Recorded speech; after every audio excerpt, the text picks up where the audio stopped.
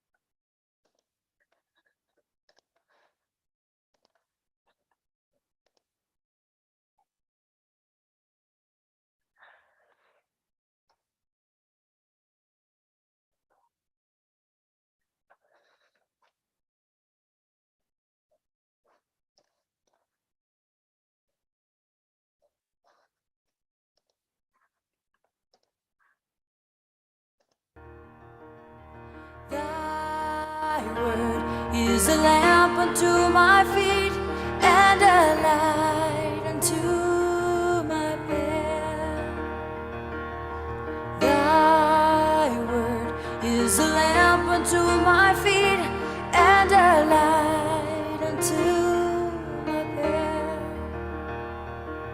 And when I feel afraid, think I've lost my way, you're there right beside me. Nothing will I fear as long as you are near. This is the cost of Australia to do Lucidchart makes intelligent. Although join what with Azup, Australia, UK, and America.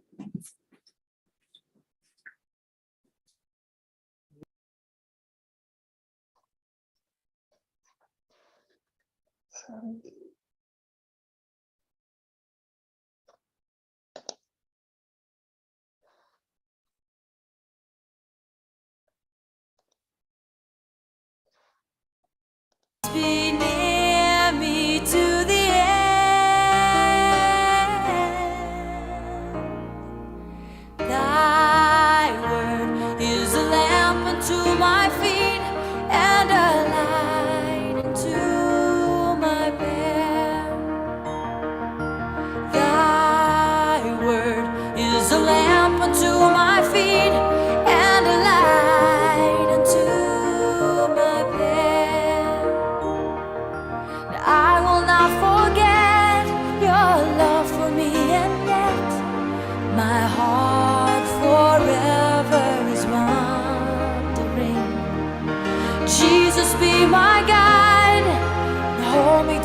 your side, and I will love you to the end.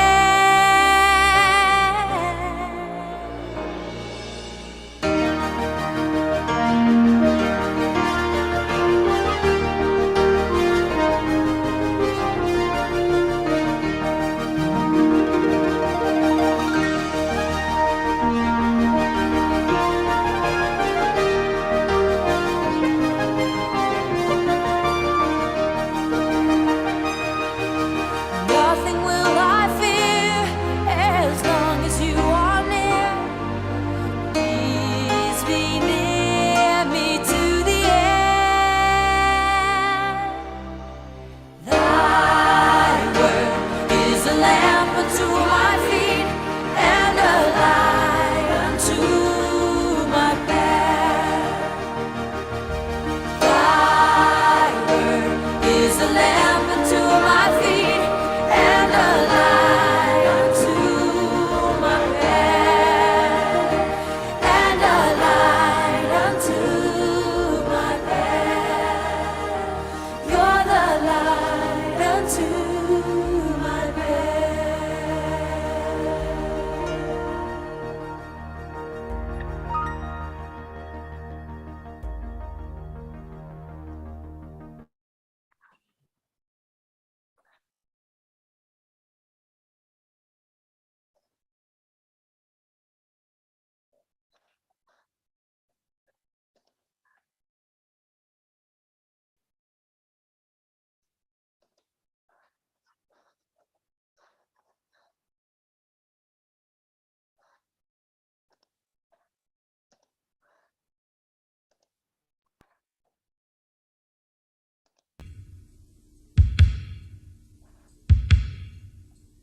Listen, can you hear the sound of hearts beating all the world around? Down in the valley, out on the plain, everywhere around the world, a heartbeat sounds the same. Black or white, red or tan, it's the heart of the family of man. Whoa, it's beating away. Whoa, it's beating away. Whoa, it's beating away. Listen, can you hear the sound? Laughter, all the world around. High in the mountains, down by the sea, everywhere around the world, laughter sounds the same to me. Black or white, red or tan, it's the sound of the family of man. Whoa, we're laughing away. Whoa, we're laughing away. Whoa, we're laughing away.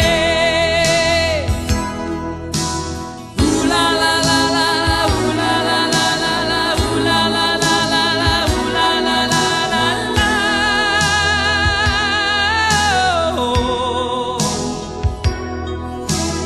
Ooh la la la la la, ooh la la la la la, ooh la la la la la, ooh la la la la la.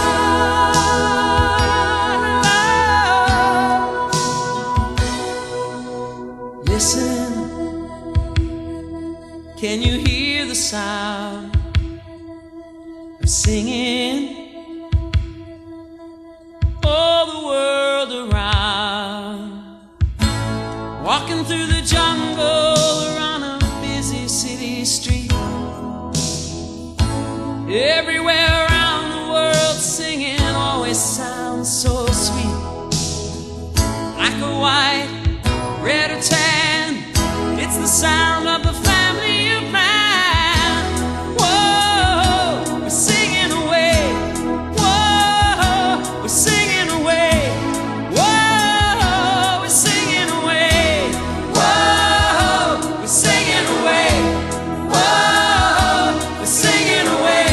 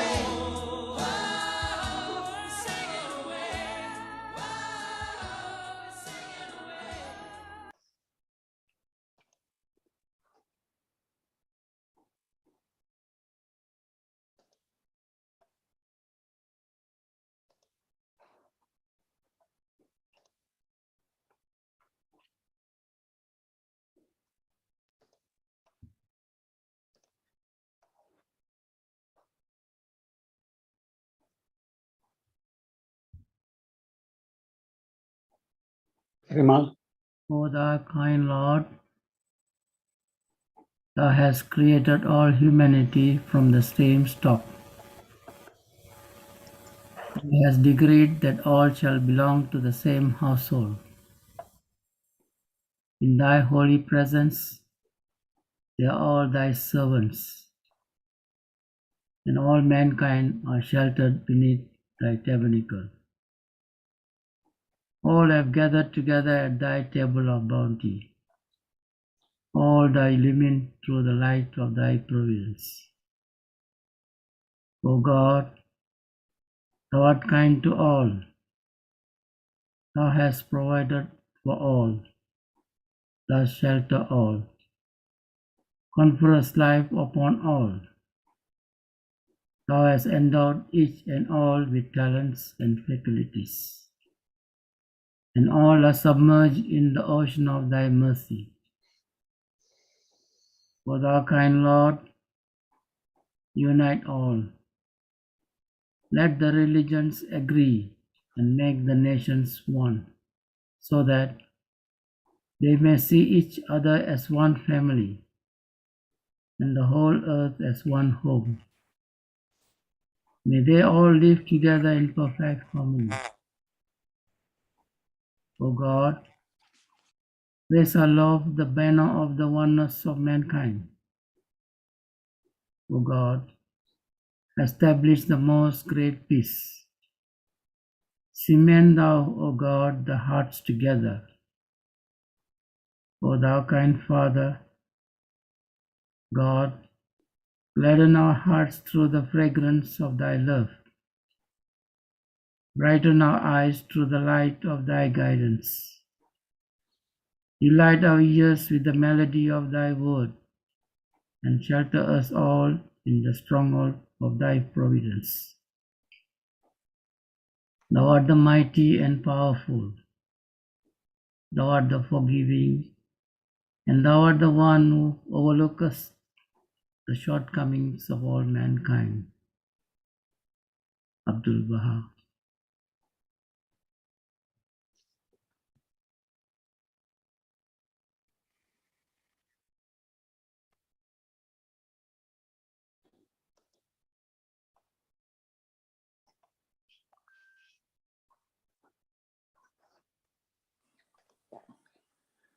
O Son of Spirit, the best beloved in all things, in my sight is justice. Turn not away therefrom, if you desirest me, and neglect it not, that I may confide in thee. By its aid thou shalt see with thine own eyes, and not through the eyes of others, and shalt know of thine own knowledge, and not through the knowledge of thy neighbour. Ponder this in thy heart, how it behoveth thee to be. Verily justice is my gift to thee, and the sign of my loving kindness. Set it then before thine eyes. Behold our Arabic hidden words. It is not for him to pride himself who loveth his own country, but rather for him who loveth the whole world. The earth is but one country, and mankind its citizens. Behold our gleanings.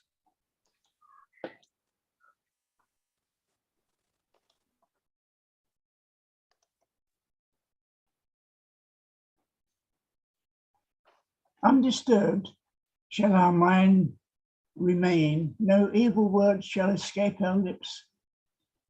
Friendly and full of sympathy shall we remain, with heart full of love and free from any hidden malice.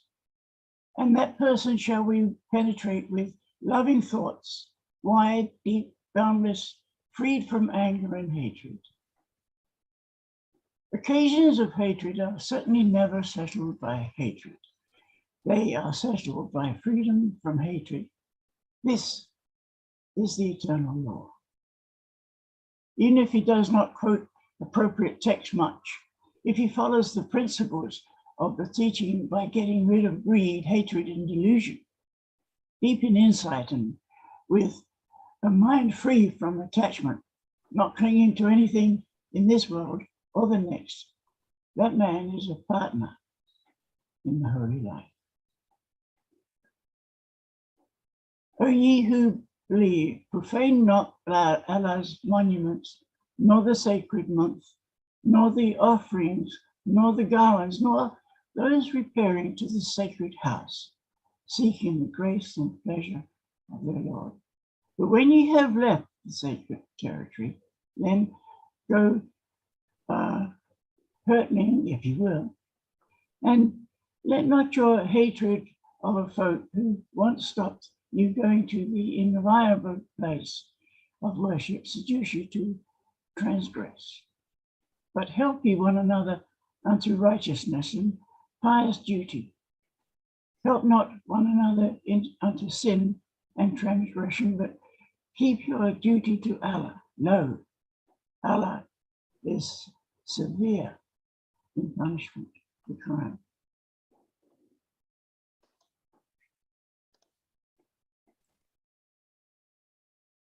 Assemble, speak together. Let your minds be of all of one accord.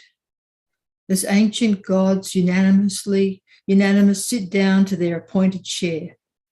The place is common, common the assembly, common the mind. So be their thought united. A common purpose do I lay before you, and worship with your general oblation. One and the same be your resolve, and be your minds of one accord. United be the thoughts of all, that all may happily agree. Hindu, Rig Veda, 1091. The well-being of mankind, its peace and security, are unattainable unless and until its unity is firmly established. This unity can never be achieved so long as the counsels which the pen of the Most High hath revealed are suffered to pass unheeded. Through the power of the words he hath uttered, the whole of the human race can be illumined with the light of unity, and the remembrance of his name is able to set on fire the hearts of all men and burn away the veils that intervene between them and his glory. Allah.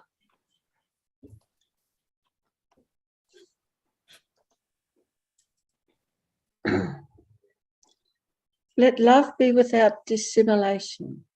Abhor that which is evil. Cleave to that which is good. Be kindly affection one to another with brotherly love. In honour preferring one another, not slothful in business, fervent in spirit, serving the Lord, rejoicing in hope, patient in tribulation, continuing instant in prayer, distributing to the necessity of saints, given to hospitality. Bless them which persecute you. Bless and curse not. Rejoice with them that do not rejoice, and weep with them that weep. Be of the same mind, one towards another. Mind not high things, but condescend to men of low esteem. Be not wise in your own conceits. Recompense to no man evil for evil.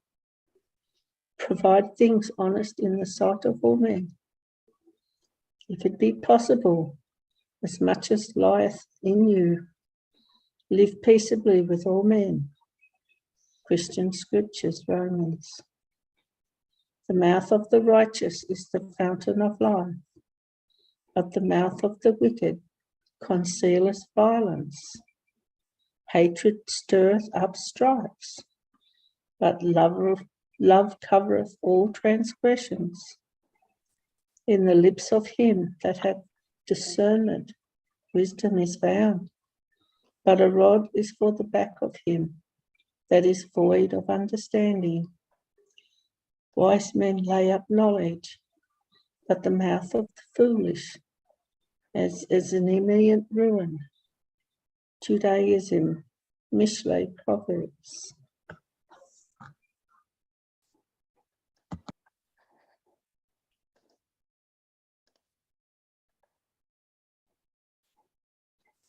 All prejudices, whether of religions, race, politics, or nation, must be renounced, for these prejudices have caused the world sickness. It is a grave malady which, unless arrested, is capable of causing the destruction of the whole human race. Every pronounced war, with its terrible bloodshed and misery, has been caused by one or other of these prejudices.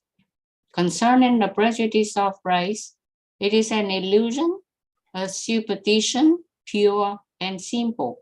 For God created us all of one race. There were no differences in the beginning, for we are all descendants of Adam. In the beginning also there were no limits and boundaries between the different lands. No part of the earth belonged more to one people than to another. In the sight of God, there is no difference between the various races. Why should men invent such a prejudice? How can we uphold war caused by an illusion? God has not created men that they should destroy one another. All races, tribes, sects, and classes share equally in the body of their Heavenly Father. Abdu'l-Baha.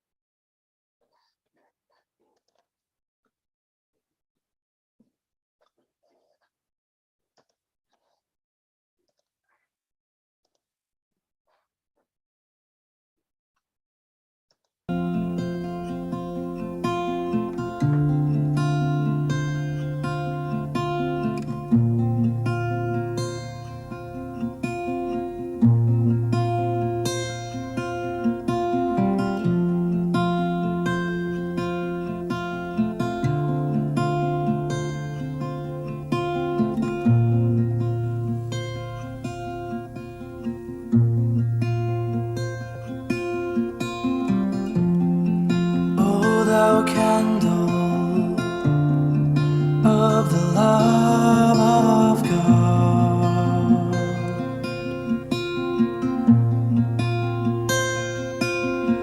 I ask God to grant thee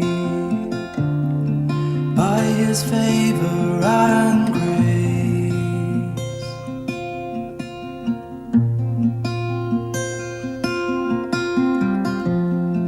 that which is thy utmost desire,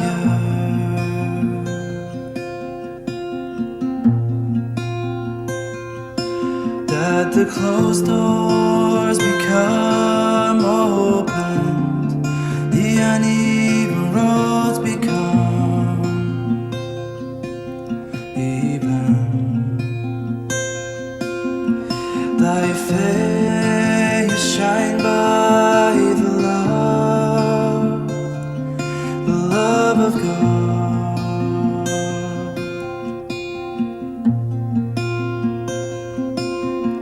Thy sides become brighter by witnessing the signs of God, that thou mayest attain spiritual joy.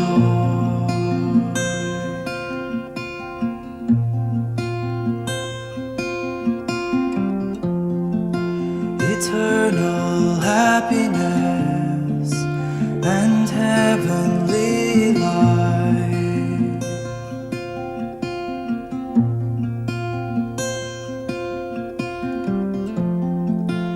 eternal happiness and heavenly light.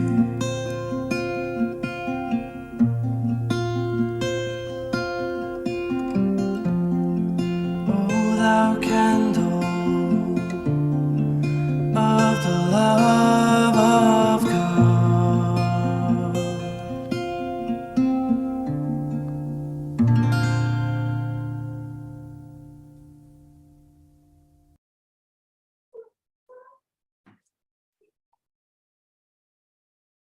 வணக்கம்.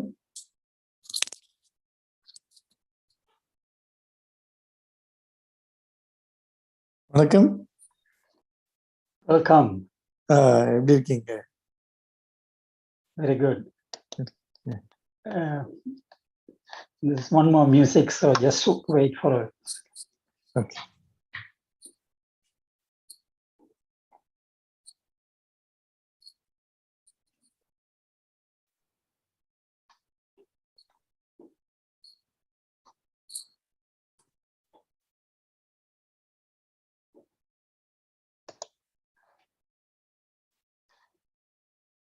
This is the song for racial harmony.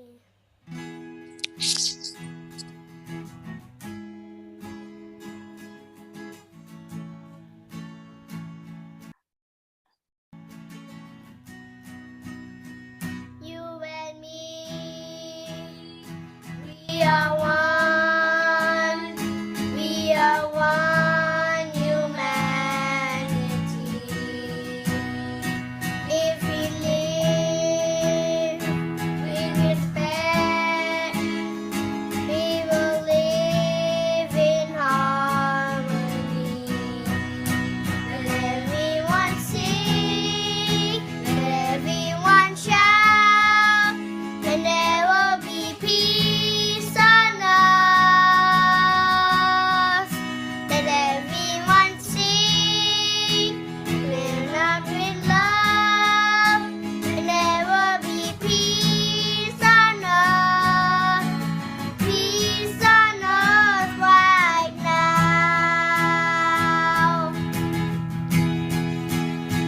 You and me, we are one. We are one humanity.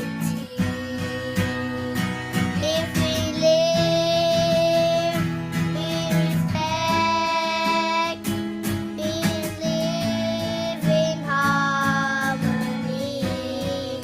Let everyone sing, let everyone shout, and there will be peace on us. Let everyone sing, live out in love, and there will be peace on us. Peace on us right now. Right now.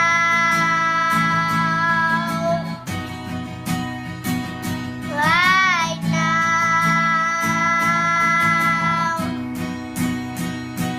Right now.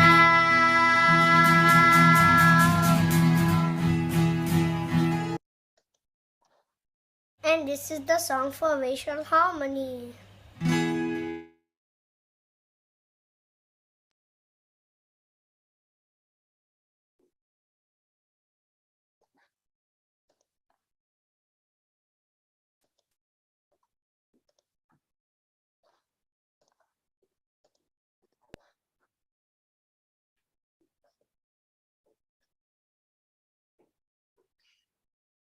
Okay.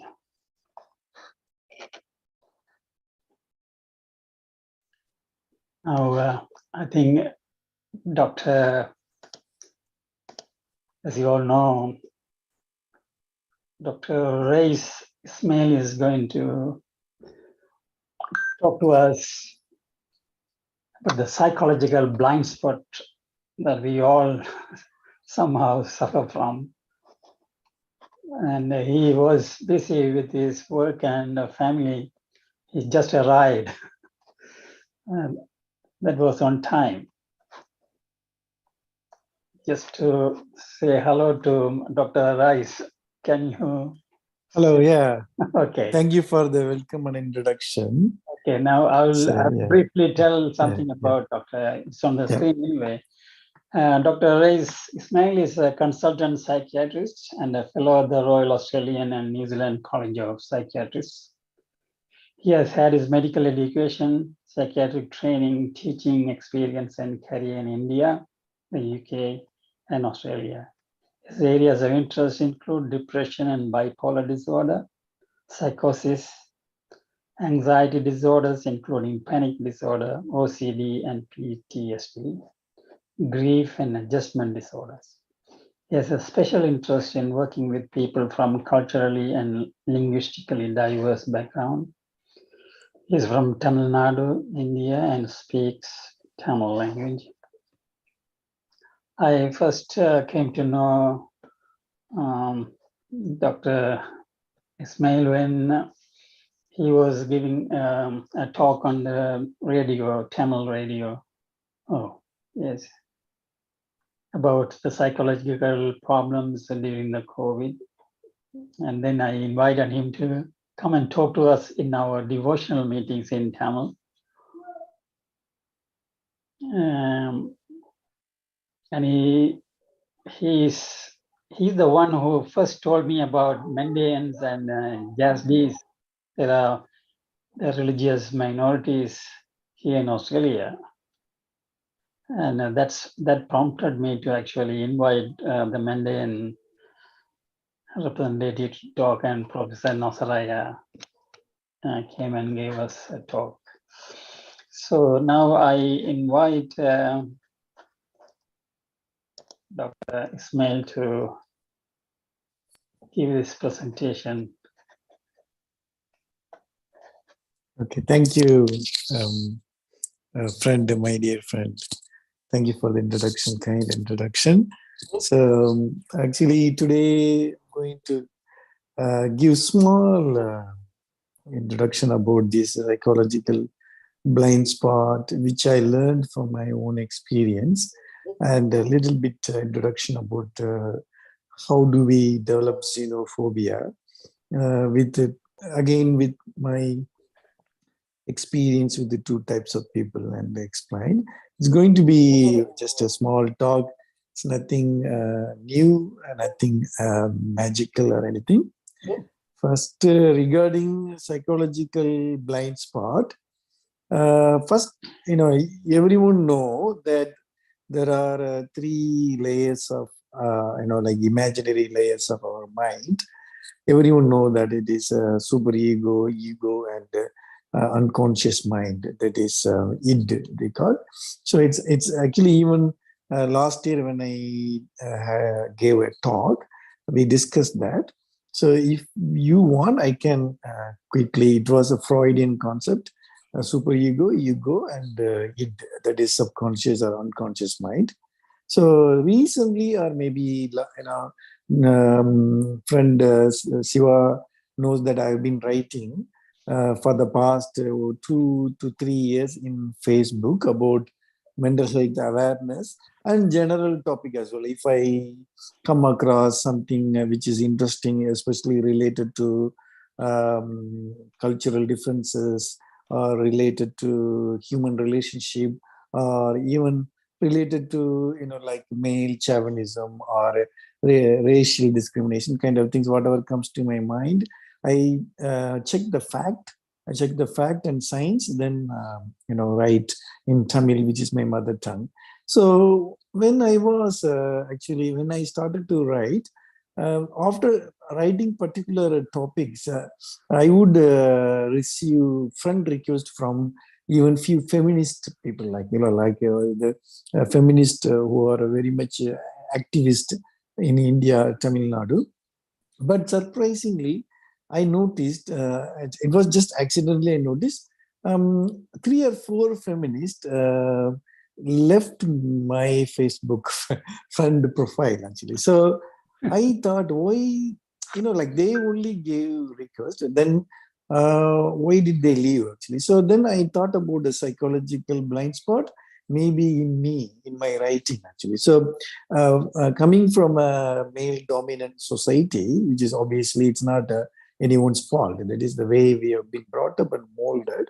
So even though I am very conscious about not being particularly dominant of any identity, but maybe there may be something blind spot which could have been expressed in my writing. Sometimes I write short stories as well, actually. So, in the form of short stories, my intent was not bad. Intention was good to give some message or create awareness, but that's where the blind spot comes. Even though your intention is good, then you may express something in your like subconscious mind. Like if, for example, you are from a male dominant brought up, even without thinking, without your knowledge, it may be expressed in your body language or your speech or in your writing. But actually, that's what I said to myself, the explanation. But I couldn't find anything like that. I couldn't find the explanation, the reason why did they unfriend me. But anyway, that is a different topic. So when I say psychological blind spot, you may know that we always have 3 layers of our mind, which is imaginary but makes sense. Like it's a logical thing. Which is one is a super ego, and the third layer is id, or unconscious. So superego is our learning, morality, and social norms. So our religion, or if we are not religious, it may be morality, our rules, CCTV cameras, our government rules, police force, and everything comes under superego, which we have learned, disciplined. So a lot of moral values and religious teachings that there is this year, this life and afterlife in Christianity, in Islam, and other religions. So these are the superego which control our behavior. And the next layer is called ego, which is our manifestation of our behavior, which is the behavior we manifest to the external world. And unconscious is our hidden fear, intense fear, hidden big wishes. It could be very filthy wishes, or unfulfilled wishes, unmet needs, even very big aggression, very big anger, everything we could have suppressed due to it, because there is no way to express in the society, because we are living as a social animal. So we couldn't express. From the day of birth, we have been suppressing those things. So this is id, or unconscious mind. So our ego is the behavior we express in this world to everyone. So that ego is being filtered with the help of superego, morality, learning, and sometimes the suppressed feelings may come to the surface. So we try to suppress it more, not express, and we believe that we suppress it successfully. But that is the trick of mind. Sometimes it may come out without our knowledge. So there is a possibility it can be expressed in your body language or writing, or maybe even when we talk to someone. For example, if I am proclaiming myself as a reformer, but if I have some for example, if I have some racial discrimination or racial prejudice ideas, so if a person of that particular race approaches me, so my wordings or my behavior, body language may change without my knowledge. That is the blind spot we have, everyone in this world. So I thought, sorry, are you going to say something? No. So there was some noise. So that is the blind spot we have. So the blind spot may be due to either our suppressed unmet needs, or our brought up like morality kind of things. So this blind spot can be expressed without our knowledge. So based on that, what we call is, when we say I, the I, only you know your own, that secret I. Like when we call my name rice, there is one rice which only me I know. That is one rice. Another rice is like everyone know and I also know. That is the rice I express myself to the world as a person called rice. So the third one is the rice which is known to others only, part of rice which is not known to me. That is my blind spot. For example, even if I have been writing as a reformer or a kind of person who is advising the society about something, but my way of writing may indicate that I'm maybe a narcissistic fellow. I want to get more attention from the society, and I may be longing to get more likes or more views if I run a YouTube channel. So even though I want to educate people, but one of my motives may be getting more views and more attention and satisfying my narcissistic ego. So this I may not know actually. I may think that this is normal in a way of expressing myself. This is the normal way, but subconsciously, without my knowledge, I may give an impression to others that Rice is a good educator. He can educate people, but unfortunately, he is a little bit narcissistic. This Rice may not be known to me. It may be known to others by reading my writings or listening to my YouTube channels. That is one blind spot. Another blind spot is the unconscious or subconscious suppressed feelings. So if due to the society, due to the social norms, to keep myself included in the society and to follow the social norms, to be included in the social stream, I have to suppress certain feelings, like willingly. For example, racism. So if I come from a community which is racism is taught, so I willingly suppress that.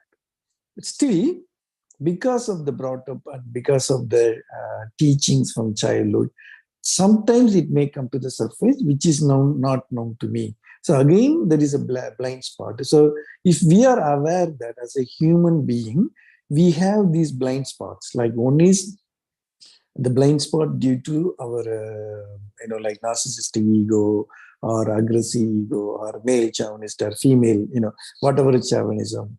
It could be either male or female, or prejudiced ideas about particular race, or prejudiced ideas about particular language. So those ideas and suppressed feelings like severe aggression, like sexual obsessions, like, for example, a priest or a sheikh, they wanted to become a sheikh because they had sexual obsessions. That's a good intention. So they became sheikh, but if there is an opportunity arises, the sexual suppressed oppression should not come to the surface. If it comes, he has to be aware that it is possible. So these are the blind spots that every human being have. My intention to tell you today is, we can't do anything, but if we are aware that we have blind spot, we will be a good people actually, because we are not superhuman beings. We are just ordinary human beings. If we are aware that we have blind spots in our behavior, we will be good human beings. Like for example, if I am a good writer, I get a lot of views and my book sells for like millions of copies. But still, if I know that I'm just a human being, ordinary human being, I have blind spots in my life due to this concept, I may try to be content. I may try to be level-headed. So I may try to be, not egoistic. I may try to be, like grounded, whatever it is. So like a normal person, rather than carried away by the fame. So this is what I meant actually. It is the concept I I developed with the help of Freudian that three levels of mind. So this is new concept I just developed. It may sound like very premature, but I thought it may help us to understand ourselves more. Okay, so that is a psychological blind spot. If we are aware that it's there, it may make us a good human being.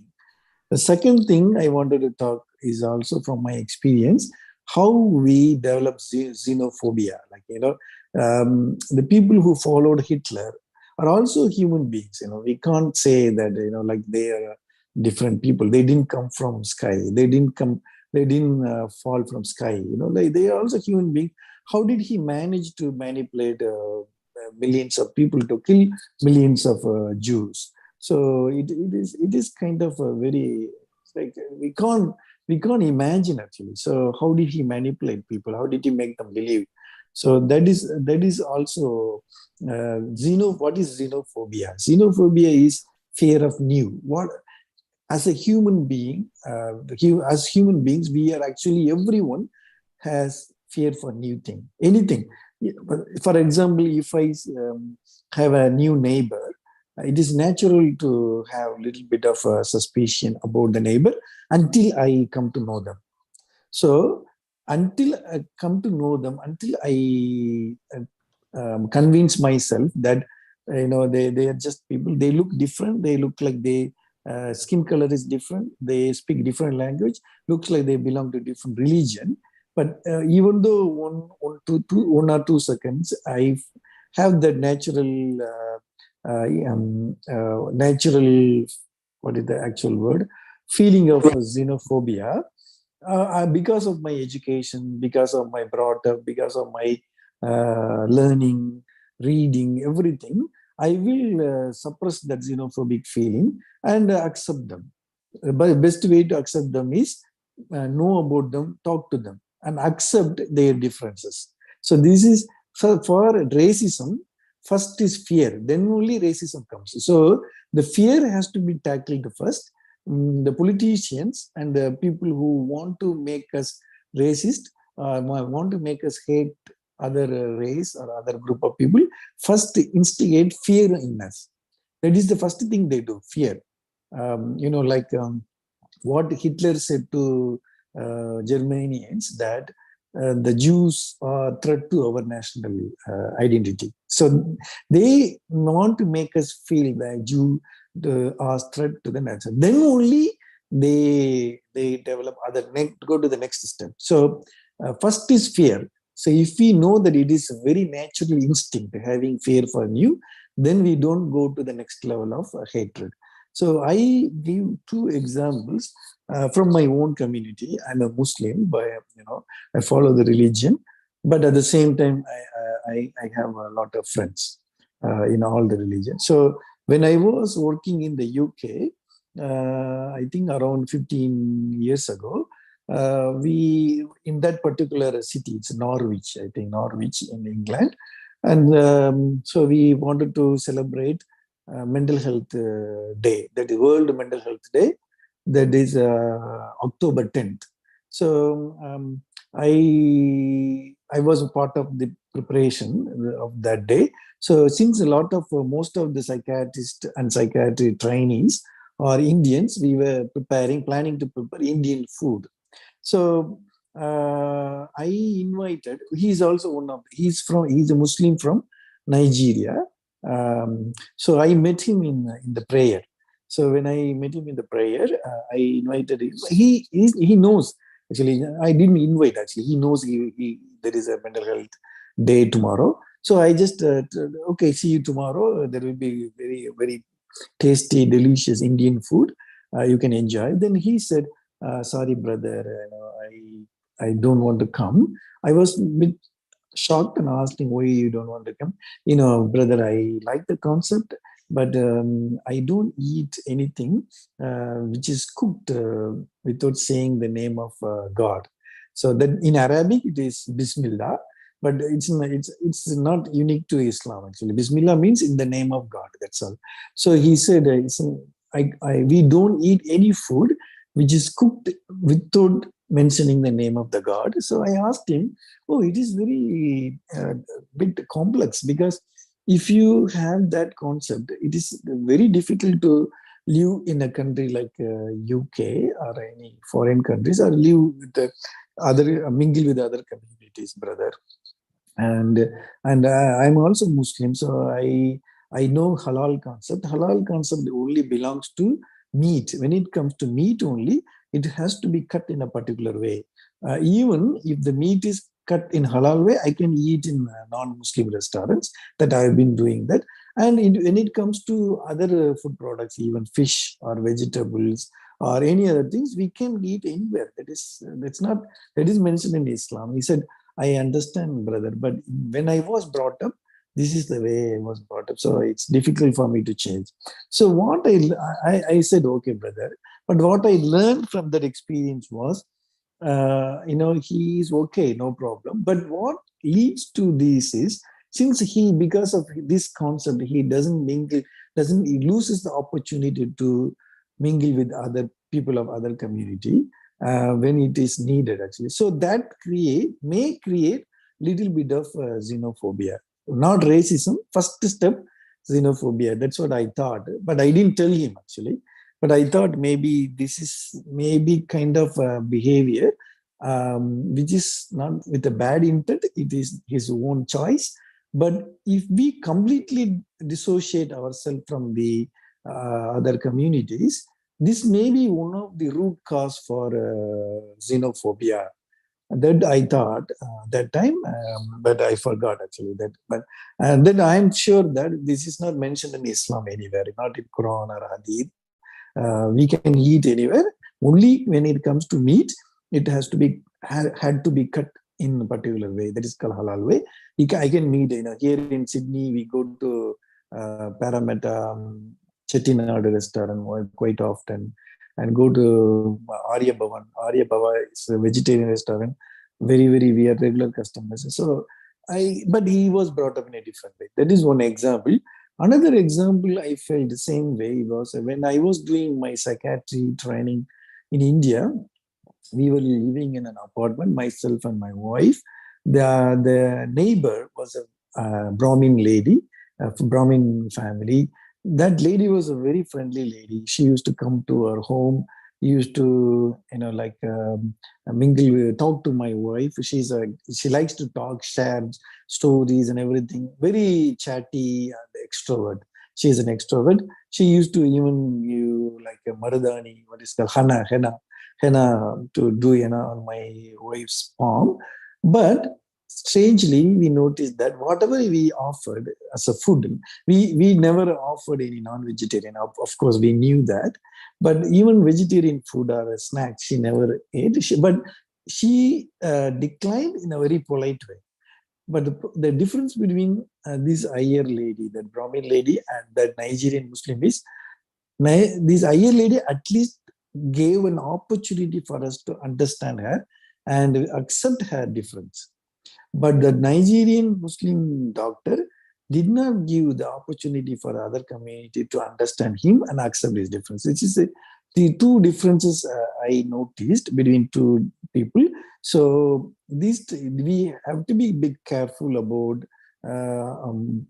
We can blame people who are instigating racism or xenophobia, but at the same time, I feel like we have also the responsibility not to create that type of xenophobia. So it's better to mingle with others and expose ourselves to other communities by attending their meetings, attending their, invitations, ceremonies and festivals. If you don't like particular type of food, better tell them, but enjoy other activities in the festivals. This is the way they will understand us. So the fear of new will go away slowly. So when the fear of new goes, there will not be any hatred, there will not be any racism. That's what I felt. I wanted to share this with you.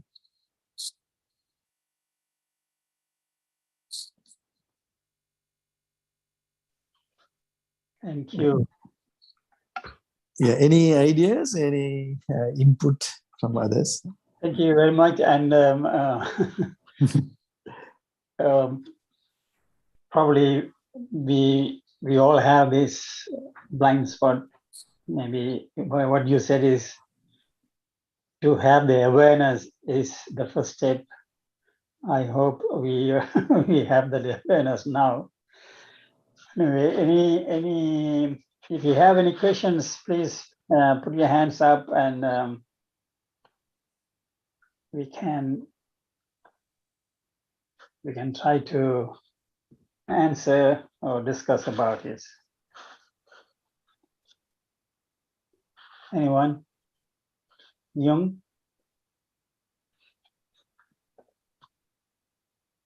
Thank you so much, Dr. Raj. Thank you. Yeah, your lecture is really interesting, and it's just like give people a lot of understanding about what they see and what they view and what they have perceptions.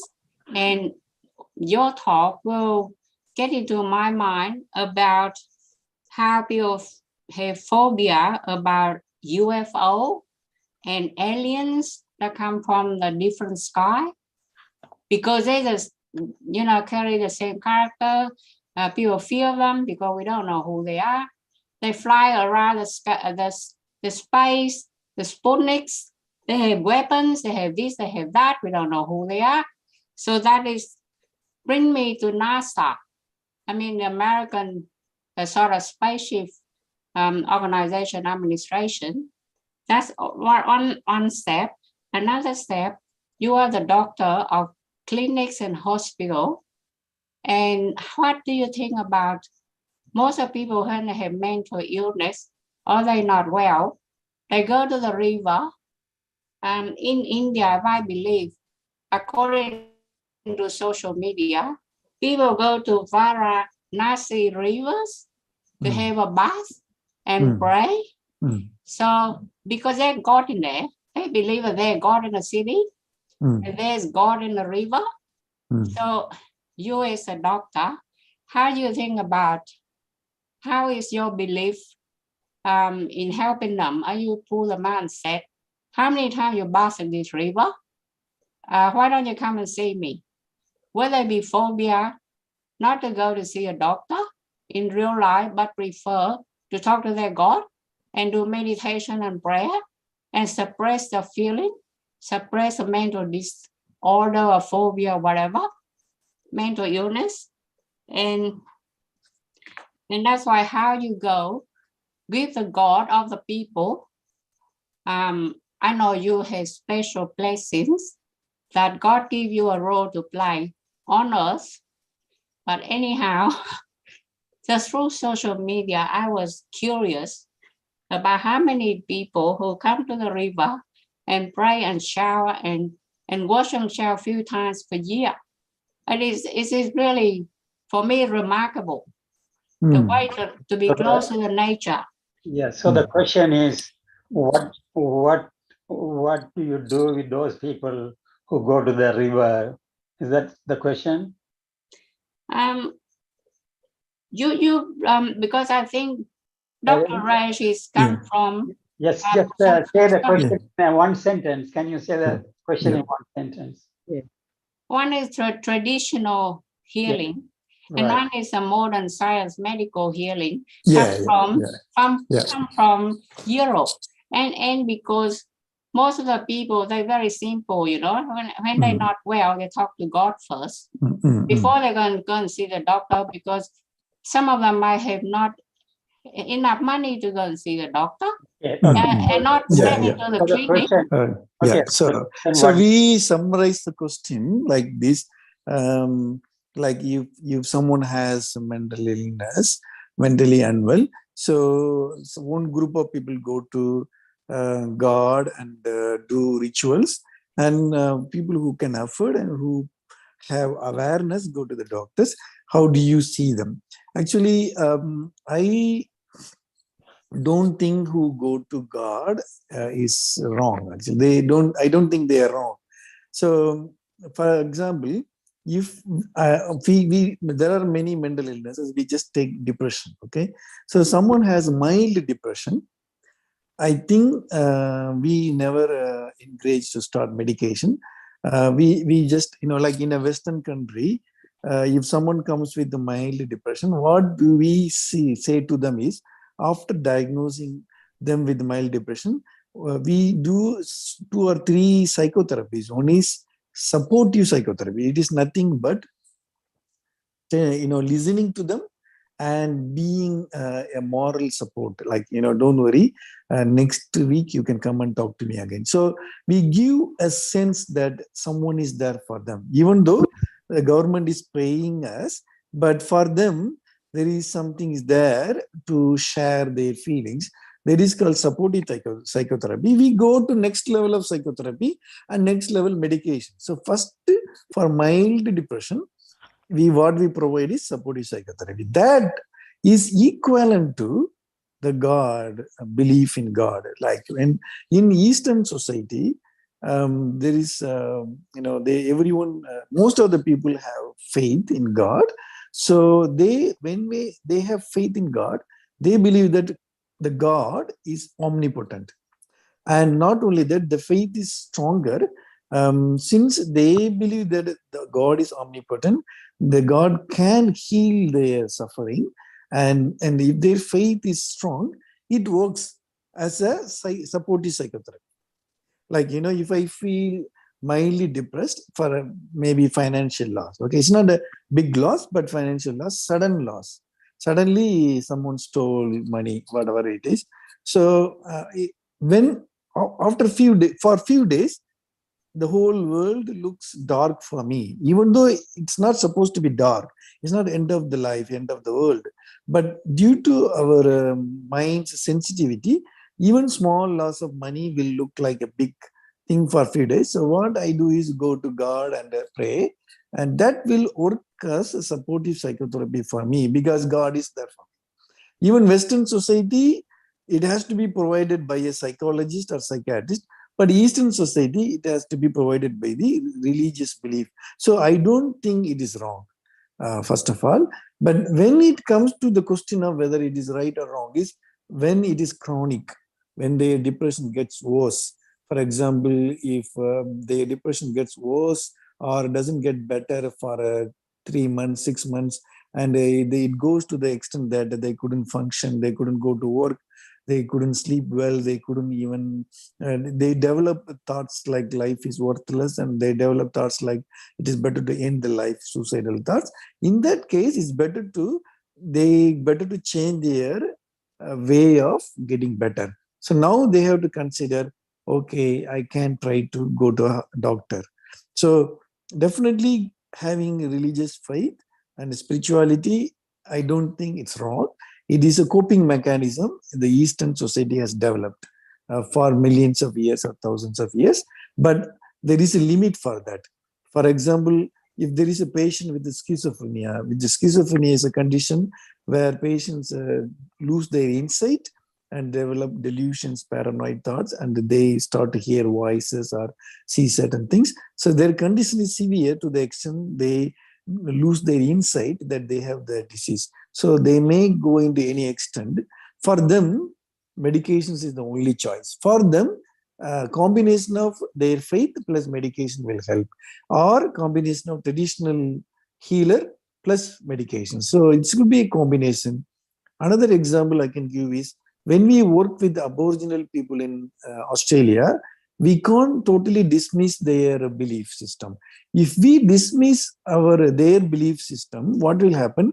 We can't develop rapport with the Aboriginal people, so they don't come to any doctors. So what is the best way is, it's better to encourage them to see their traditional healers. At the same time, have medications, see the doctor in the hospital or clinic at least once a month, and better to talk to the traditional healer about what we do and explain the traditional healer how to work in a collaborative way. So this is the way we deal with people who believe in religion to help their mental illness or physical illness, and teach them about the limitations, teach them about to what extent religious faith will help your depression, to what extent you can just go to temples, and then when you have to realize you have to seek help. This is way we do that. Here in Australia, I have different experience with some communities. Since friend Siva mentioned that I like to work with culturally diverse people. So I've been doing practice in a place called Liverpool, where I see many Iraqi refugees and Lebanese people, Lebanese second, third generation people. So what I noticed was, especially with the Lebanese community, they come for depression or schizophrenia, but when they come next time, they come after 1 year. So when I asked them, why didn't you come? You were supposed to come after 1 month or 3 months. Then they would say, doctor, I was taking medication. I got better. And one day when I discussed my depression with the sheikh in the masjid, the sheikh said, no. It is depression is in your mind. It is about your faith. If your faith is weak, you get depressed. So don't believe in medications. So this almost 90% of sheikhs say this. And so what we decided is, in the Muslim community, better to talk to these sheikhs and educate them, or maybe in the form of mutual education. They may want us to get educated. So they will use the word mutual education. So that work in a collaborative way by explaining to them, when people stop medications for certain conditions, it is not good for them. And please don't mingle, connect faith with their depression. If someone is depressed, doesn't mean their faith is weak. That may make them more depressed. Please don't tell them that your faith is weak. We give examples like, if someone gets cancer, doesn't mean their faith is weak. No, they may be even the best priest in the world, but they may get cancer. Similarly, even the best priest, the person who is very pious, very religious, may get depression. So this is the same way. So we try to explain to the sheikhs. And similarly, in India, we have to do this type of collaborative approach, like what we do with the Aboriginal people.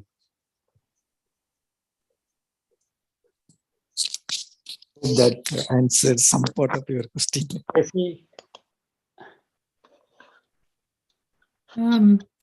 I just wondered if you noticed with someone, we all do have blind spots, and that's why you have close family. Usually your spouse helps you with your blind spots.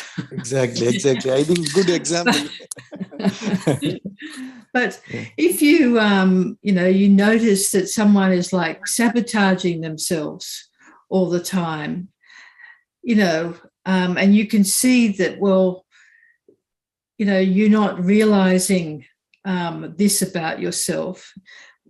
Have you got any suggestions on, helping another person with their blind spot, in love?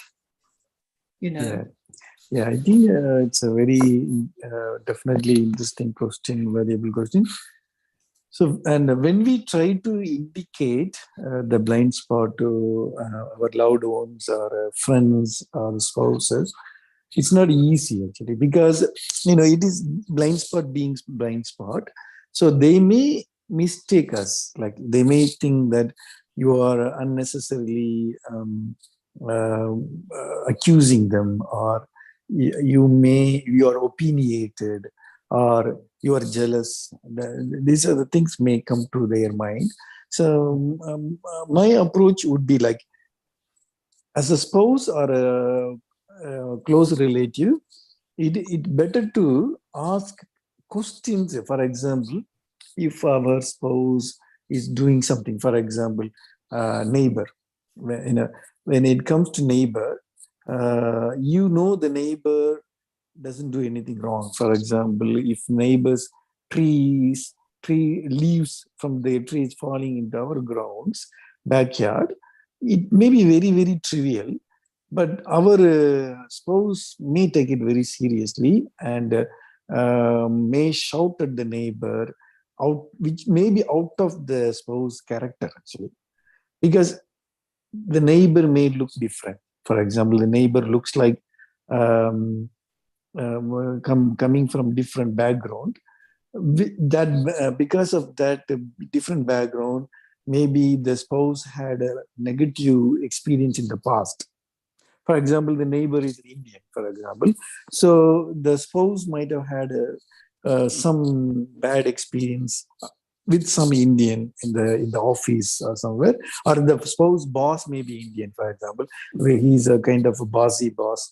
So it is subconscious thing, and the anger towards the boss is displaced onto the neighbor without the spouse knowledge. Actually, that is blind spot. That is typical blind spot.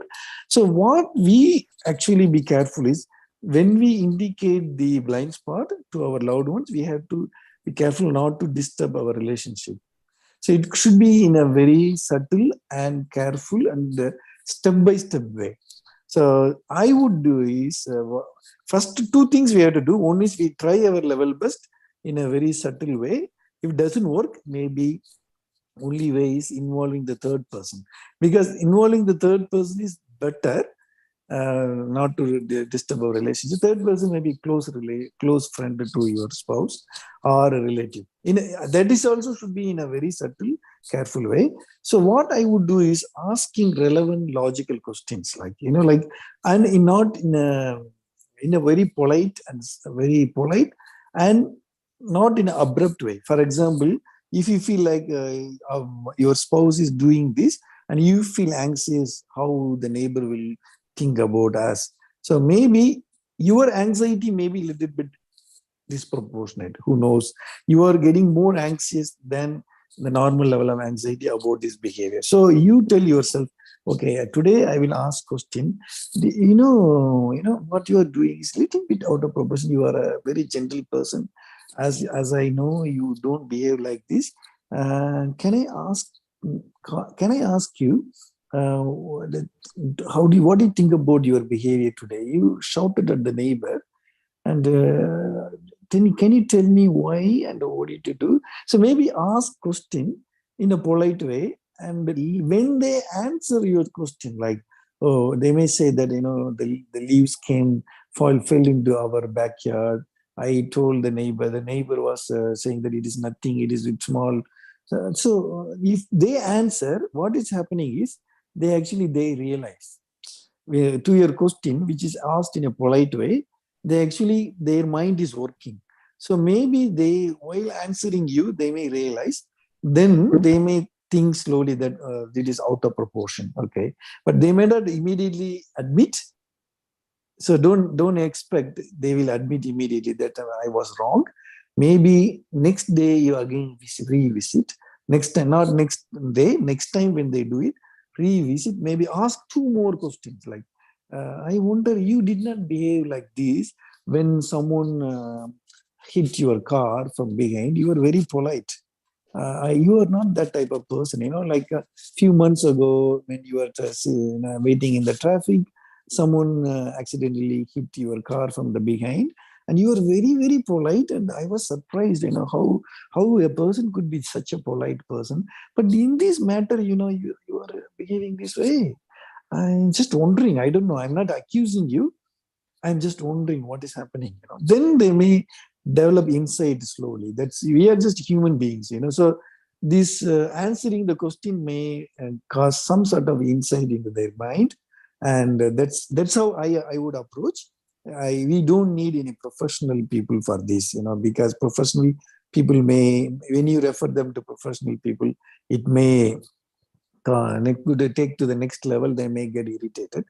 But when it comes to like bigger issues like deliberate self-harm, or not eating or drinking, not looking after them, personal hygiene is poor, or not going to work, in that way, if it happens to the next level, then you need professional help.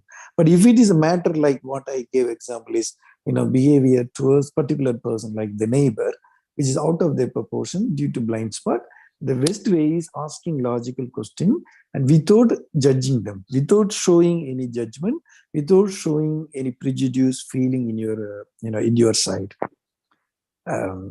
Hope that to shine a little bit of light on. Yeah. Thank you, Sachi.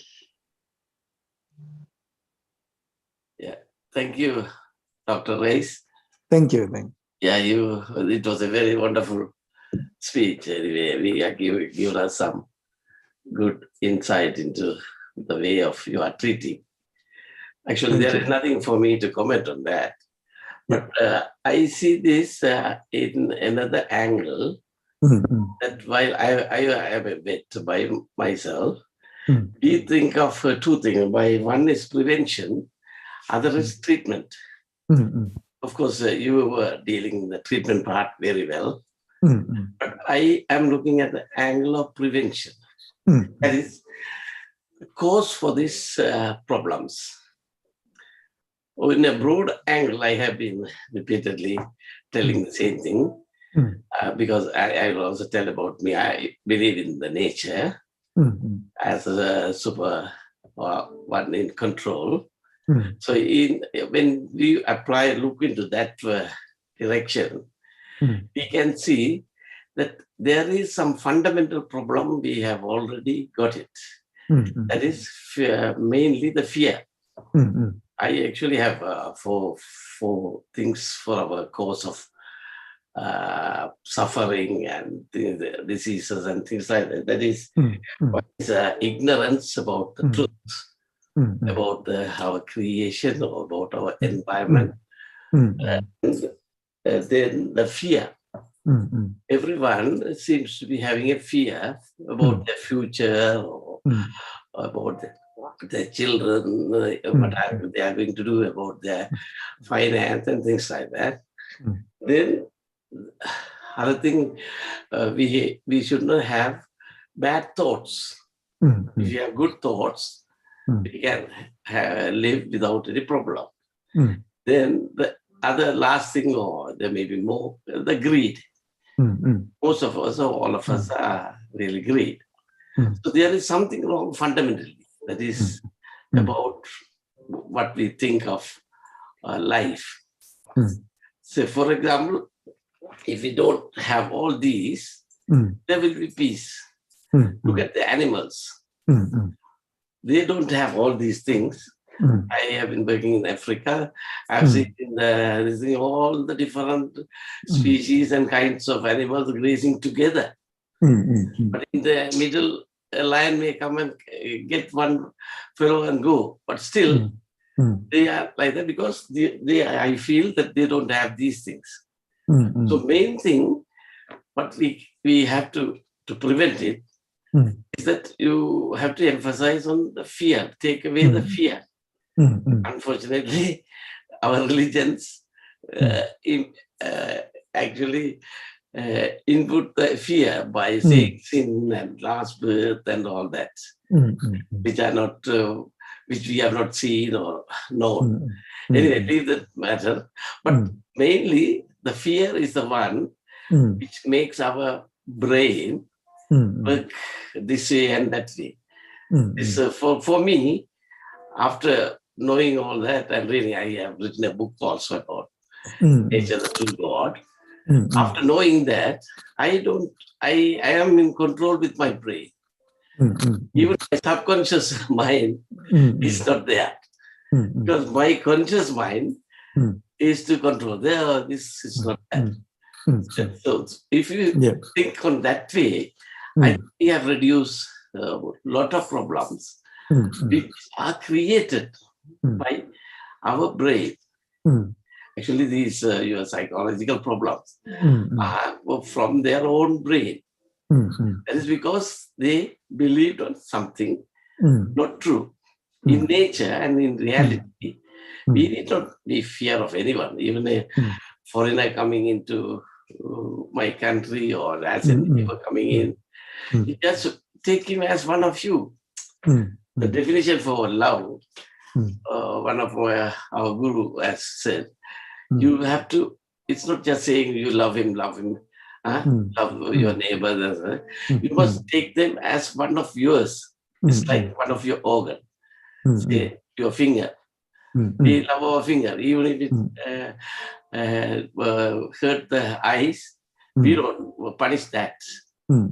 So that is inclusiveness. So that type of love and understanding have to come from, of course, at the moment, by nature, we are all different. We think differently.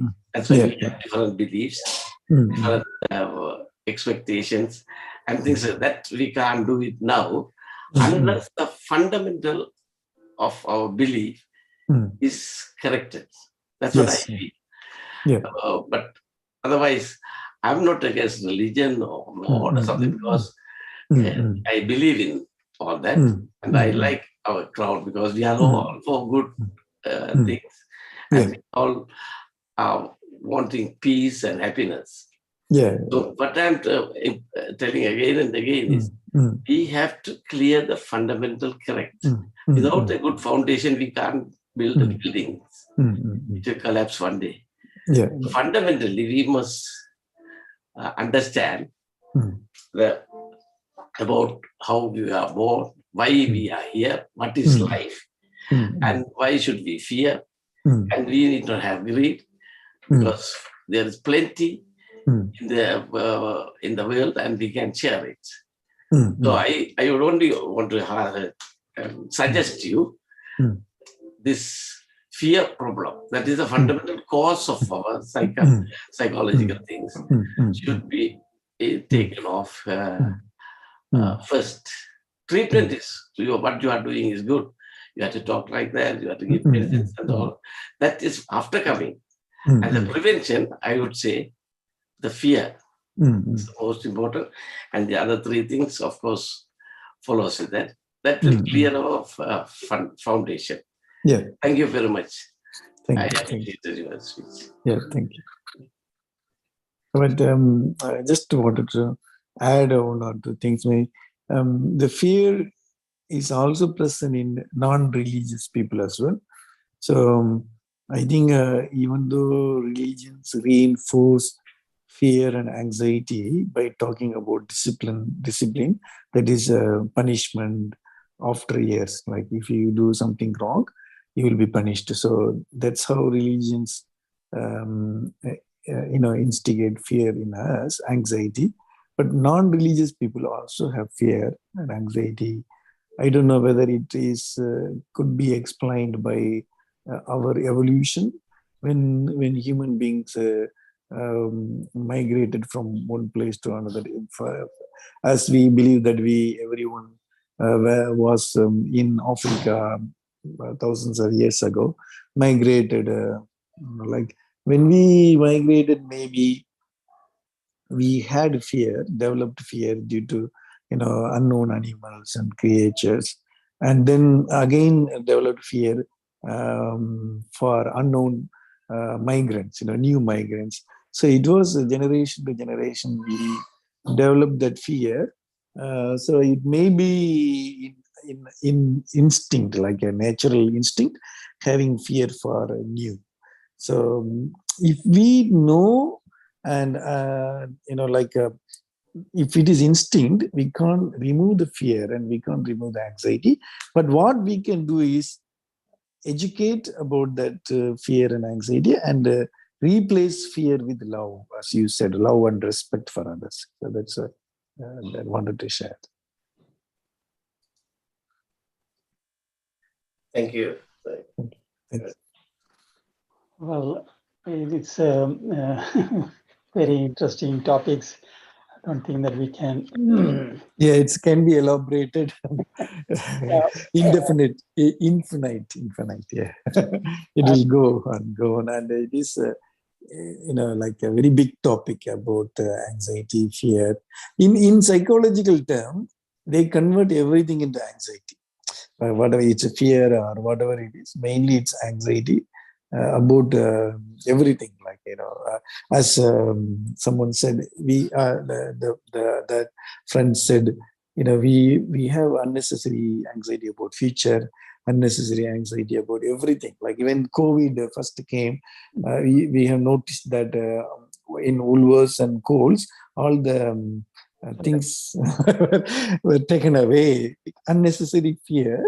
But people don't have insight into that. It is so by creating, we can't remove the anxiety, but we can replace anxiety by explanation, love and respect for others. If they have respect for others, they wouldn't make the whole rack blank. let it empty. So I think replacing with the love and respect and mutual respect would be maybe the best way to replace anxiety and fear. It's not easy because there are a lot of people there in our society and community.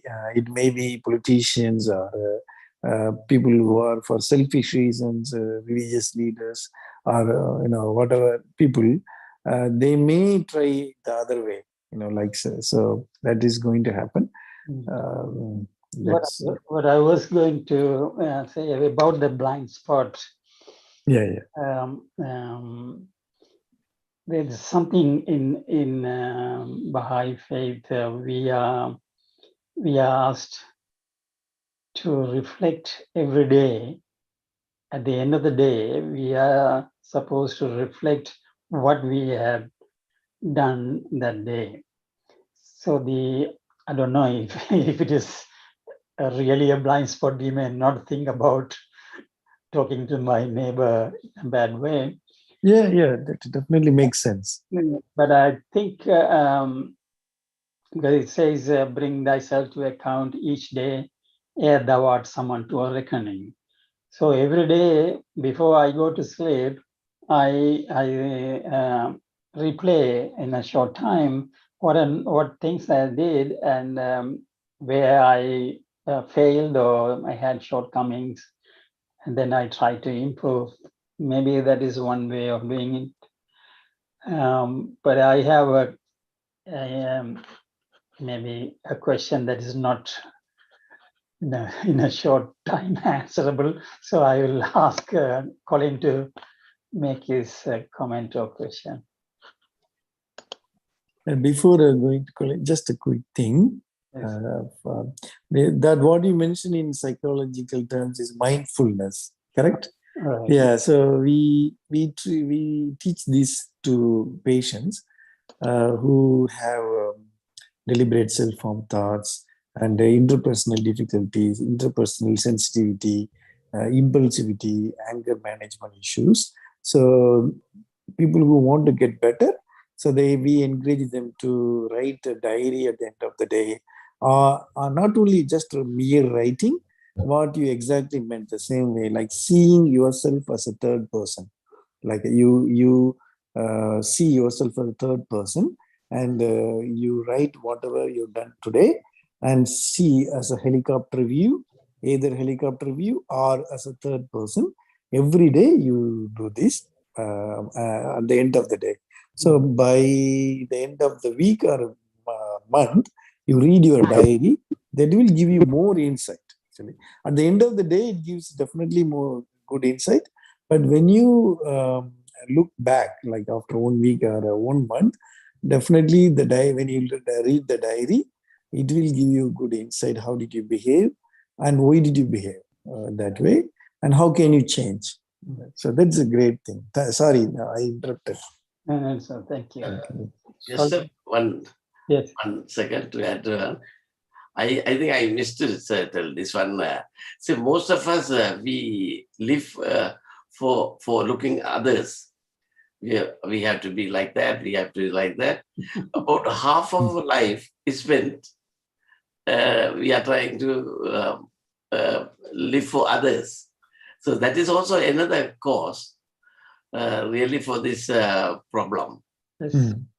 So if we are just independent and be natural, then for that, actually, you have to understand the basic data that is about how we are here and why we have to be like that. So living for others have to be also be checked. Say, for example, I don't care about it. And Dr. has it, I really don't have a blind spot. Very good. Yeah, because it is all clear. Only one conscious mind is there. Even the subconscious, I don't think because I don't need to fear, because that is actually I understood lately Days I was, we were like that, we were with fear and that and some fights and things like that. But now, once you understand why we are here and the nature is there, you will clear all this. Thank you. Sorry for that. Thank you. Good view. Doctor, I liked your point about insight and blind spots and how all of us can create for our friends or for the community a kind of a safe environment where people can reflect and get a little bit of insight just by being respectful, exploratory, gentle kind of approach. And I think that's a great thing to work for, that kind of community.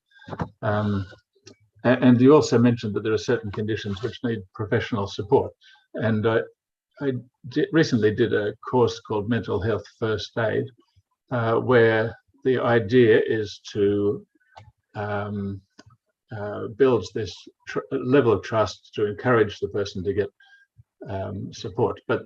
And I said, what about these couple of other conditions where they never trust and never will accept to get support?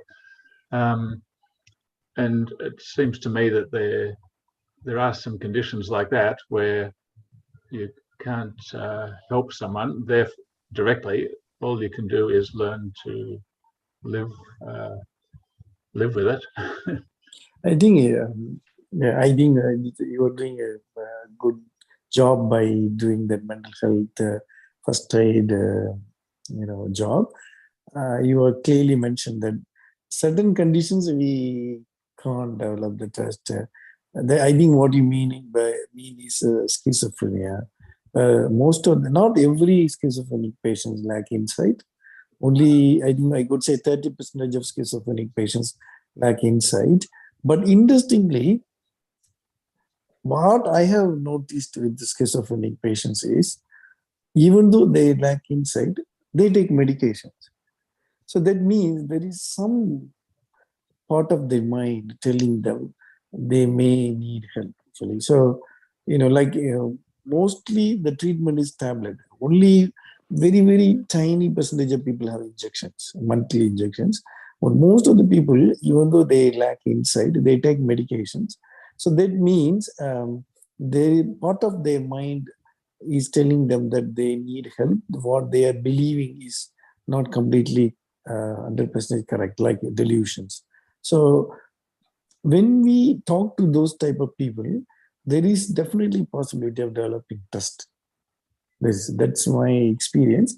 Even though the patient is always talking about delusions, the whole world is against them, Australian federal police is watching them, kind of things, and they even can't trust you because of paranoid thoughts. But what we need is, as a therapist, is patience, actually. So listening, patience, and look for some space which they may like to be listened to. So we look for a particular area, like that schizophrenic patient may be interested in photography or maybe politics. So just to start the talk about the politics, not talking about their delusions, and maybe take 2 or 3 sessions, just talk about their area of interest, their politics. Then the trust may some very, very subtle way build up, and they may listen to, like, just what we are going to tell them, just ask them to talk to someone. So that's what we need. And building that rapport itself a good therapy for them. If someone is there for them, someone is listening to them, someone is there not judging them based on their delusions, that itself is a therapy for them. I think so. I always wonder, compared to schizophrenic patients and patients with personality disorders, schizophrenic patients are more cooperative than personality disorder patients. And there is another one condition called purely delusional disorder. They don't have hallucinations, but they have only particular delusion. They may be working, earning, and look normal. They dress well, they look after themselves, but They may have only one delusion. That is called delusional disorder. They are not schizophrenic. They are the people difficult to develop trust. And they never change. Their delusion is unshakable and firm and never change. They don't seek help because their insight is nil, zero. Only they come to the limelight due to forensic system. Due to delusion, if they do something wrong to others, then only they will come to psychiatrist or forensic psychiatrist. That group is called delusional disorder patients. But schizophrenic patients, which we actually see mostly like hallucinations and delusions, they have some insight, like a small insight, which can we make use of it and develop the rapport and empathy through empathy.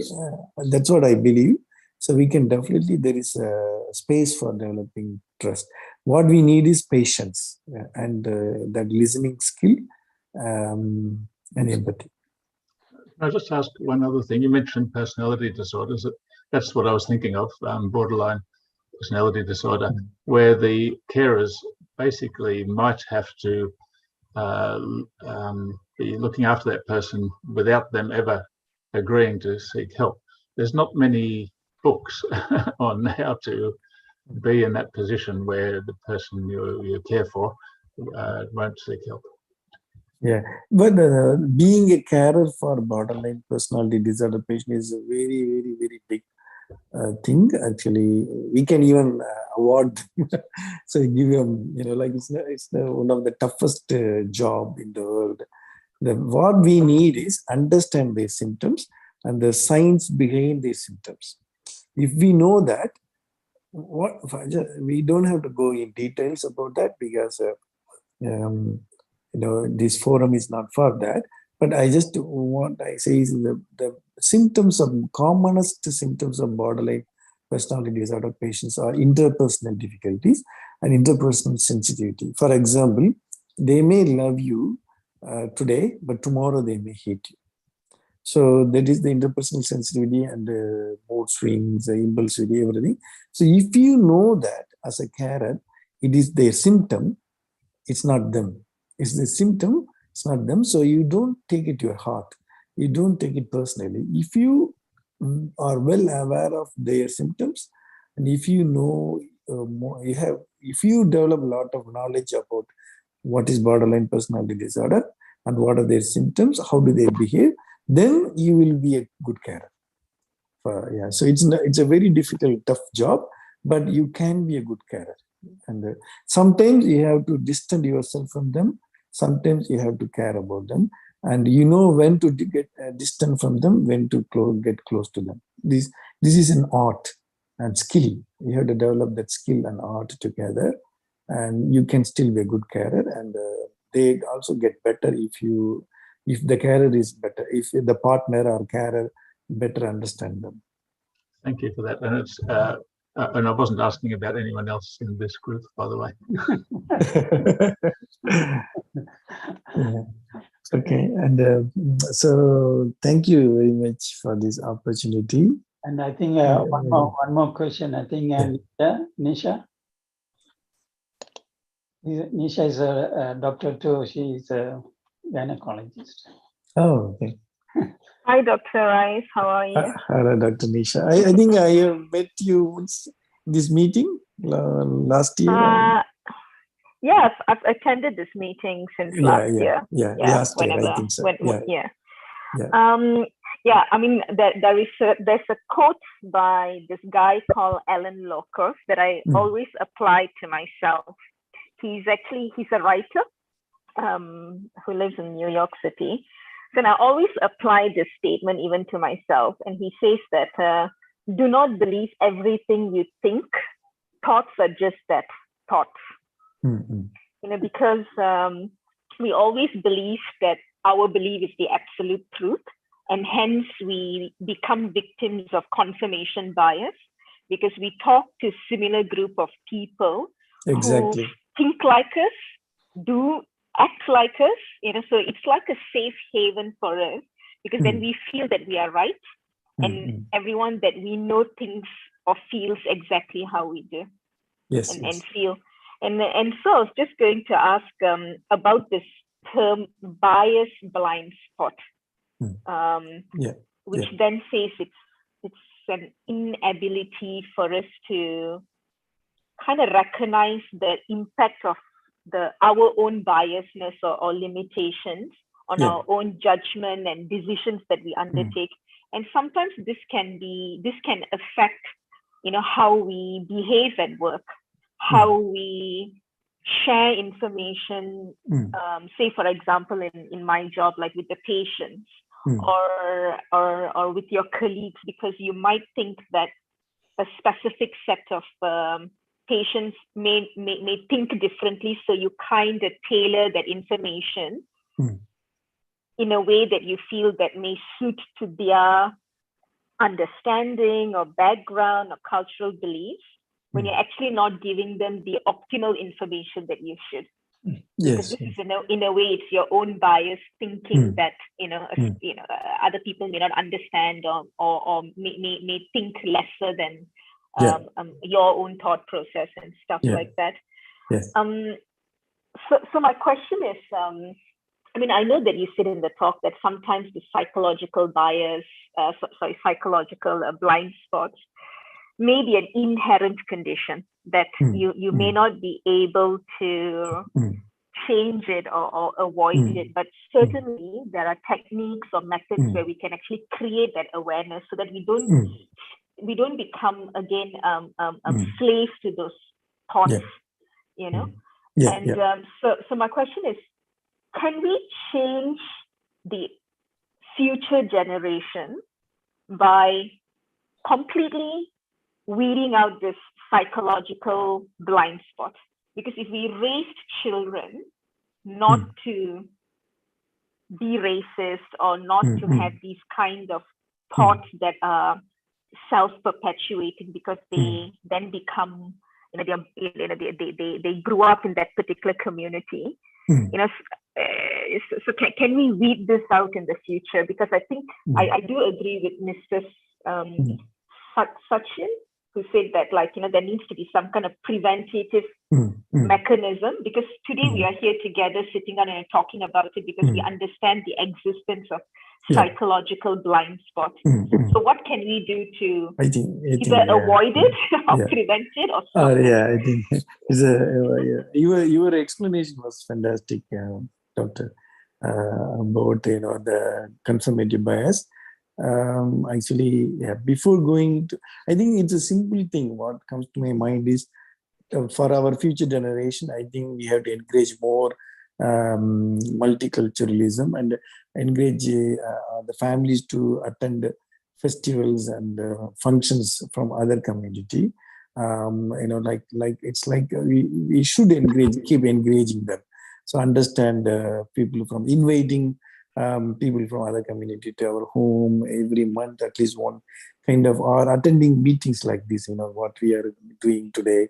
I think when my kids were going to Tamil school, like 7 Hills Tamil School, we used to attend all the cultural festivals conducted on the annual day. And by that way, I used to understand a lot of cultures from different cultures, different religions. Always have respect and enjoyed the cultural programs from different religions.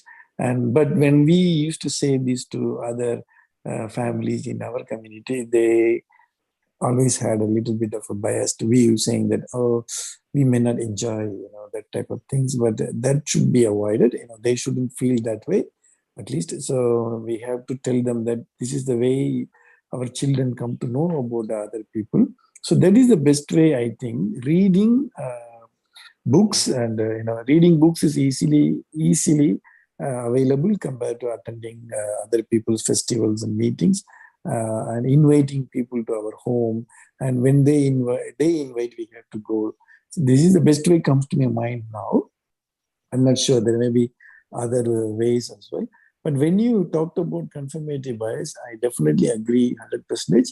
We knowingly, unknowingly, we all ourselves fall into that. Sometimes, like having any particular WhatsApp group. And even I give you example, like in my Facebook, I've got more than I think roughly 5,000 friends, but knowingly and unknowingly, all agree with the same principle.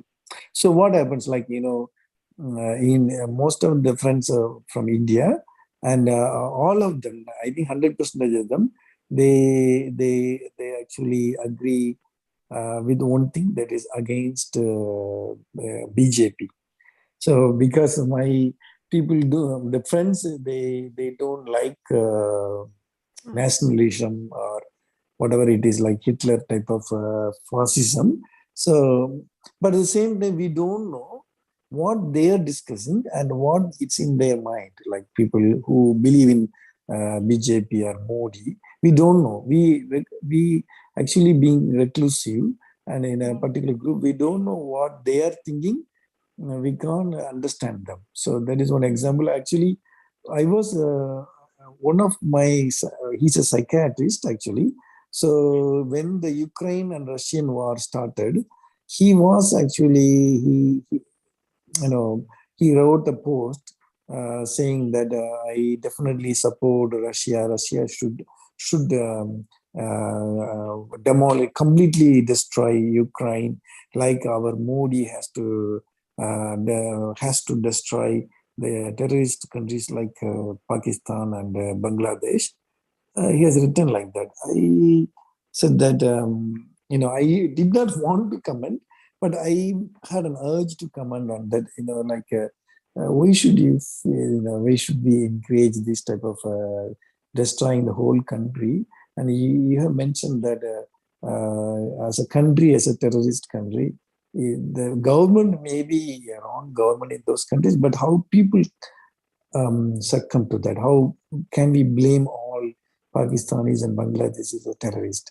So what he did immediately, he never behaved like that. He immediately blocked him.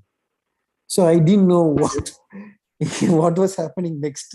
So this is how, this is so since he easily blocked me, so he enjoys people who supports him, people who agree with him. So he doesn't know what is happening on the other side, doesn't want to understand, doesn't want to discuss with people with different views. So you are very, very correct. We knowingly all, not only him, I'm also in the confirmative bias, because my Facebook friends are opposite side. Like they don't like BJP, they don't like Modi, people like Modi, they don't like war. So I don't know what is happening on the other side. And I think we are the right people, they wrong people. So we fall into this social media confirmative bias. So regarding how to prevent, I don't know actually, to be frank, rather than saying that we may encourage our children to attend the festivals and community meetings of other communities, which, other than our community. I think also, one second. We for us, we are given the guidance that regarding any governments or rulers of the world, if there is nothing good to speak about them, say anything. That's the guidance given to us. So we are free from that problem. And also the total prevention. I mean, we are all learning and we are getting closer and closer, but it might take years to completely take away this blind spot, but we are in the right direction, I suppose. Anyway, Nisha, you wanted to say something? Yeah, I just wanted to say thank you for the answers. But so the one other thing that I think is valuable is that I think these things, these multiculturalism or diverse, recognition of diverse community needs to start from a family unit, as well as these should be actually the core teaching values in schools, because children don't know better. The children, a sad child will say, "I'm sad," because that's how they describe their emotions. But when you become an adult, you then intellectualize how you feel, and you might not say I'm sad, you might say I'm pissed off, I'm extremely shattered. The way we intellectualize our emotion and not just say how we feel about what we know, or how we feel about things. And I really think that we have to think how would we think if you were a 6-year-old kid and you say what you see because you're being truthful. And I think if you can inculcate good values in school, that means they don't see their colleagues as different to them simply because they look different, speak different, and have a different shade of brown or white or whatever it is. I think we can look at ourselves beyond those multiple layers of human or race existence, and just recognize each other as a fellow human person. And I think a lot of it comes and stems from education there, because it's alarming that the number of people labeled with anxiety, like you just mentioned. And I see this every day at my work. 1 in 5 women who come to my clinic have some sort of anxiety depressive disorder. And out of that, 1 in 10 are on treatment, or may even be more than that actually. So yeah. It's like, why are people so anxious? Okay. Regarding that idea that it should be in the school level itself, and it's definitely it is true. I think in Australia, we see the product of that actually.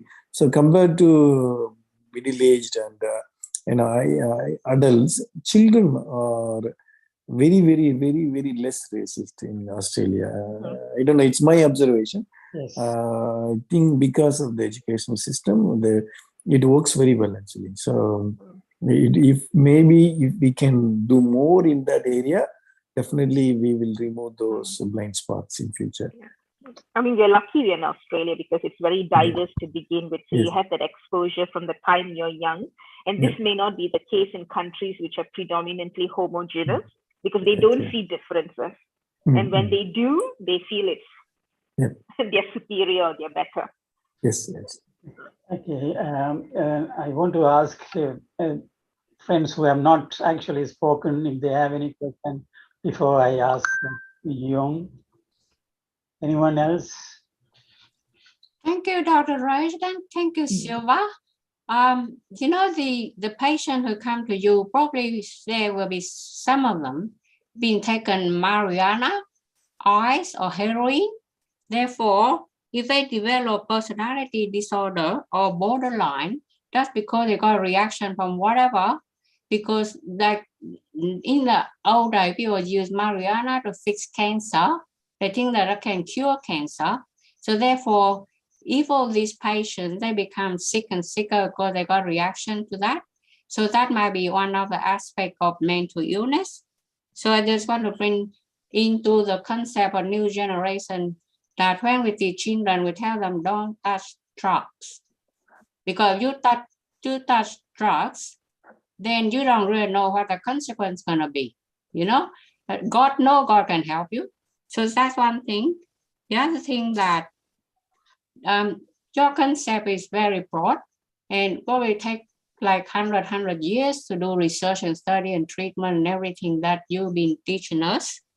So thank you very much for that. And what I'm saying, the green parrots, they saw themselves happy, the green parrots, but when they see the red parrots, they get panic. So that's nature. That's not nature. And you see, in the nature, the cockatoos doesn't like the nightingale doesn't like the sparrow, and they have different singing. So they have different crops. So they don't live a heavenly life happily in the sky. They do have different group, silver lining, different ways. So that is the part of nature. Yes. But we are learning to be united and happy and tolerant. Yes. I think accepting the difference is very important. We are not going to, we can't remove the differences. We have to respect, accept the difference. That is the best way. To remove the fear of xenophobia, fear of new. Mm-hmm. Yeah, like what I said in my example, when the Brahmin lady was very good with us and mingling with us, coming to our home. Just one reason she did not want to eat from our home, we accepted it because we know, like, Brahmins are like that. But at the same time, she was a good human being. She was a good friend. So we accepted that, like it happened around 20 years ago. So when we visited Madurai, we visited her. We didn't think about that reason. We didn't think about her attitude. She did not eat from our home.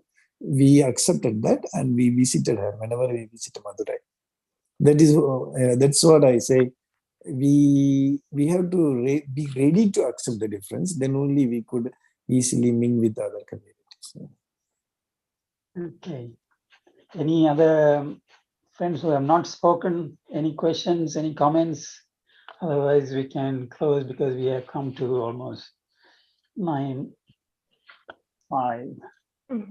Sorry, Mr. Perry, I can't resist myself. I just have to add one slogan in terms of differences. I think we have to start with tolerating differences. Then you become good at accepting the differences. Then once you accept the differences, you can start to celebrate the differences. Yes. Yeah, with that, good night and thank you. Yeah, definitely. It's a good concept. Yeah. Yes. Celebrating the difference, actually. It's a good word, good phrase. So thank you very much. Thank you. Dr. Ismail. And the friends in UK are waiting for you to give a talk to. And thank you, everyone. And we hope you another time. Thank you. Thank you very much. Thank you for this beautiful opportunity. Yes. Love you all. Thank you. Thank you.